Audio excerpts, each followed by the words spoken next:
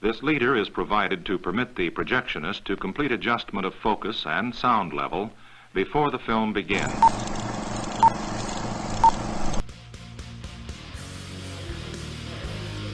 Drugs, LSD, I don't consider a drug. I don't consider powder a drug. Those are more or less religiously significant awareness, mind expanding apparatus. And it's tough to use. So the reason. What's up, everybody? Welcome back to another episode of Rancid, Rants, and Reviews. Today, like I mentioned last week, I'm going to be reviewing a movie called Dark Side of the Womb. Look, for all the shit I talk about how much I hate social media, fucking this social media led me to this. I follow the filmmaker, the director, Sam Salerno, on Instagram, and he posted a screenshot of a fucking comment that came across. It says, "This is the most dark and degrading promotion I've ever encountered ever on my newsfeed. It's not horror, it's demonic trash that poisons the soul of all the harmless speech and ideas that Facebook censors. This is what it lets through." Look, man, I could read 1,000 positive reviews of a movie and nothing would make me want to see something more than that. Demonic trash that poisons the soul. I knew from that moment I had to see the movie. So, Sam Salerno and I, we had a little back and forth, and he informed me that the movie in question was, in fact, Dark Side of the Womb, and fucking even better, it's available on Amazon, and fucking even better, the full movie is on YouTube. It's not like bootleg, he put it there himself, so it's totally legit. Matter of fact, I will be linking to the trailer, which is what the comment was about, and the full movie in the description, so you guys can watch this too. It's fucking... oh, man. Let me tell you, this is... before I really get into anything else, I just want to say off top, I had a fucking blast watching this movie. It's, it's a low-budget, independent horror film. Pretty fucking weird.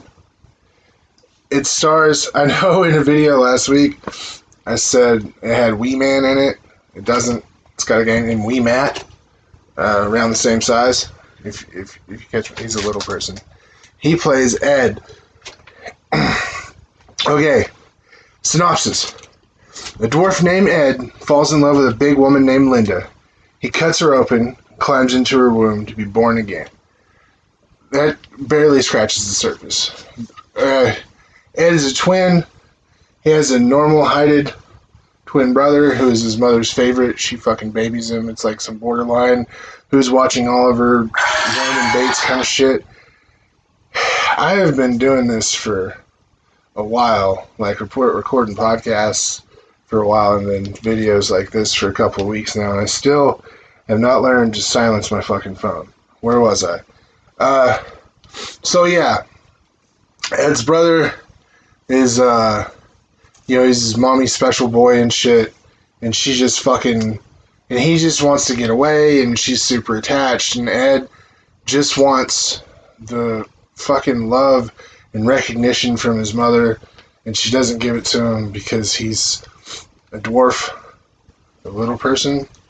I'm not sure which. Whatever. Anyway, he's a small guy, and his fucking mom hates him, and that's kind of sets the tone. So I mean, there is some serious stuff in there, like some emotional abuse and like an almost abandonment, even though the mother was there. She's like straight up told him she hates him and shit. So Ed's a douchebag, and he's a little fucked up mentally because his mother.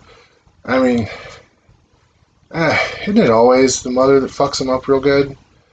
Like, yeah, sure, your dad might drink and smack you around and might turn you into an abusive asshole, but your mom puts you in dresses, tell you that she hates you, and next thing you know, you got a bunch of hippie chicks on acid in the middle of the desert and you're killing Sharon Tate.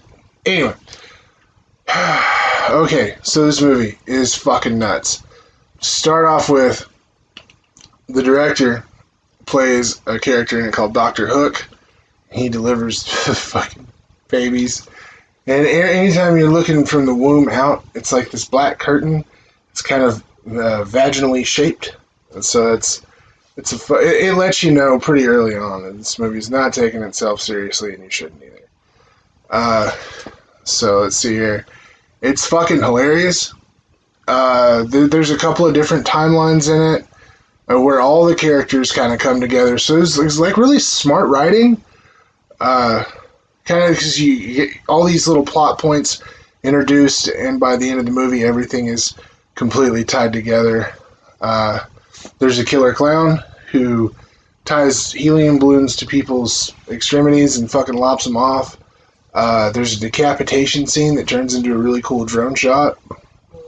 So there's that. The effects in the movie are, I mean, in any other film, it wouldn't, I don't think it would work as well.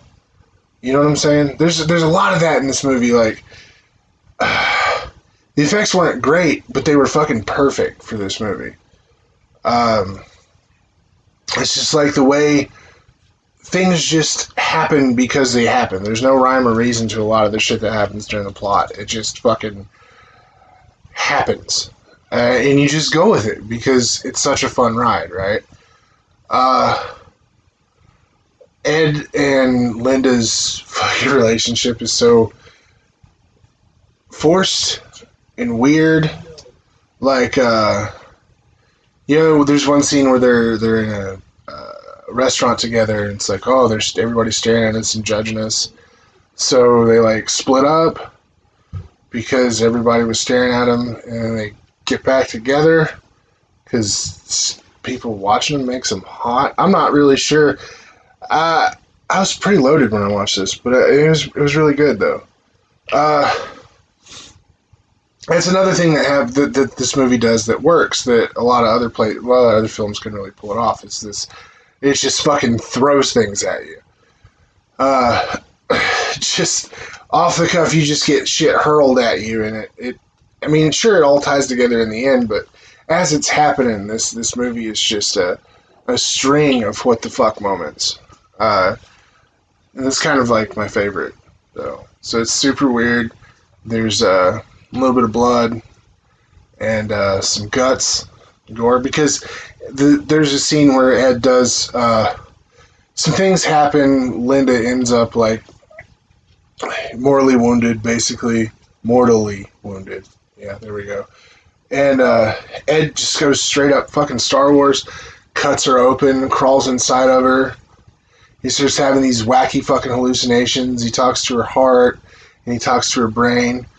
And her heart just loves Ed so much, but it's also this like mostly naked, pretty swole black dude, and he carries him around like a baby and shit. So it's in the trailer. It's fucking hilarious.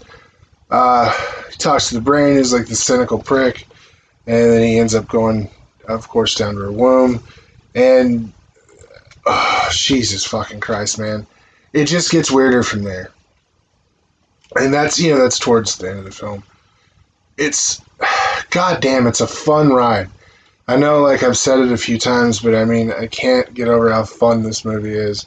It's 2017 film. Like I said, it's free to watch on YouTube, and I think I came across the trailer because when I went to watch the trailer initially, it had the fucking red bar across the bottom like I'd already watched it. So, I don't know, man.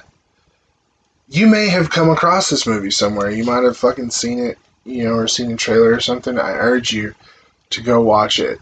This is one of those movies where you can just kick back and really just fucking disconnect and enjoy a really escapist experience. It's like I said, it's gory, it's violent, it's funny.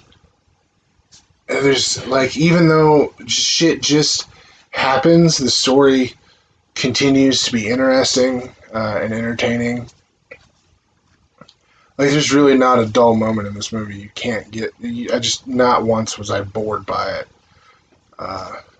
Because it's either coming at you with laughs or coming at you with a new what the fuck story development or some action or some character development. I'll talk a little bit about the main villain. Kind of. I don't want to get too far into it because I don't want to spoil anything. Like, sure, the movie's goofy as shit, but some of the reveals really fucking drive it along. So the main villain is this killer clown with this fucked up smile. It's like permanent smile, so when he talks, his teeth are like just showing and is like gritted, and it's kind of disturbing. Almost just the way the performance there is really fucking solid. And there's even a villain monologue, which is super cool. It was a really good monologue, I think. Really kind of highlighted the serious insanity of this fucking super flawed clown that was bent on destruction and mayhem and shit. So that was fun. The girl who plays Linda, I'm sorry, the lady who plays Linda, she's a grown-ass woman. Her name's Faye Little. She put on a great performance. She's, like, in my opinion, she's really fucking cute, too. So there's that. That doesn't hurt at all. Man, just everybody in the cast really just fucking throws down. You can tell. This is one of those flicks you can tell, like, yeah, they're giving okay performances, especially, like, for an indie film, they're giving, like, really good performances. You know, you got that divide there, right? But you can tell they're having a fucking blast, dude. There's a lot of care that went into this, but in the end, you can tell everybody on board was having a great fucking time. And that always makes, you know, a film really enjoyable if you can feel the love that the filmmakers and the cast had for it. So that's always good. So like I said, the fucking trailer to this movie will be in the description, as well as a link to the full film. You can follow Sam Salerno on YouTube. The movie is on his channel, so just fucking follow him. He's always putting out some cool stuff. This is the only film of his I've seen, but I've seen a few trailers. It's like really looks like some cool shit. So check him out. You can follow him on Instagram at SalernoSam. So do that too. And yeah, man, add this to your fucking weekend watch list. You will not be disappointed. Thanks so much for tuning in. If you like what you heard, just go ahead and subscribe, like, and comment down below. Turn on notifications because I personally only upload a couple of times a week. And there's a lot of other stuff here on the Tennessee Horror News channel. We got trailers and all that good stuff. If you want to hear more of my bullshit, you can catch me on the Horror Basement podcast and Beyond the Basement podcast. There's some episodes of that here, but if you want to find that and older episodes of Rancid, Rants, and Reviews, you can go over to SoundCloud, Spotify, CastBox, wherever fine podcasts are sold. You can find us in your grocer's freezer if you look hard enough. If you want to follow me personally, I'm at the Movie Raccoon on Instagram and at Yeti on the Slasher app. Again, really appreciate it. Share it with your friends. Leave a comment. Holler at me on Instagram or Slasher. Until next time, keep doubting.